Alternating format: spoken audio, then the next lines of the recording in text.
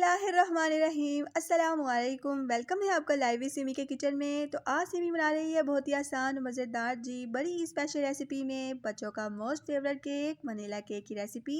तो इसके लिए जी मैंने 4 अदद अंडे लिए थे, उसको मैंने ब्लेंडर में डाला। अब आपने अंडों को ब्लेंडर में डालने से पहले इस बात का ख्याल ज़रूर करना है कि कोई एक अंडा भी ख़राब ना हो, नहीं तो आपका केक ख़राब हो सकता है। उसके बाद जी मैंने इसके अंदर 1 टीस्पून वनीला एसेंस डाला है और वनीला एसेंस डालकर जी मैंने ब्लेंडर को चला दिया था 2 से 3 मिनट के लिए। उसके बाद जी मैंने इसके अंदर 1 कप दानेदार शुगर ऐड की है। मैंने यहाँ पीसी हुई चीनी का इस्तेमाल नहीं किया क्योंकि दानेदार चीनी जो है वो आसानी से ब्लेंडर में ब्लेंड हो जाती है। और मैंने इस पूरे केक में जी इस टी मग का ही इस्तेमाल किया है क्योंकि टी मग से केक बनाना बहुत आसान हो जाता है। उसके बाद जी मैंने इसके अंदर 1 कप ऑयल शामिल किया है और ऑयल डालने के बाद जी मैंने ब्लेंडर को सिर्फ 1 मिनट के लिए चलाया था। अब मैंने इस लिक्विड बैटर को एक बाउल में डाला और अब मैं इसको बीटर से इतना अच्छा बीट करूँगी कि इसका जो बैटर है वो क्रीमी फॉर्म में आ जाए।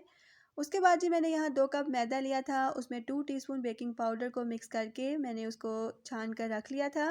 अब मैं थोड़ा-थोड़ा करके जी इस लिक्विड बैटर में मैदे को डालूँगी और स्पैचुला की हेल्प से जी मैं इसको हल्के हाथों से मिक्स कर लूँगी।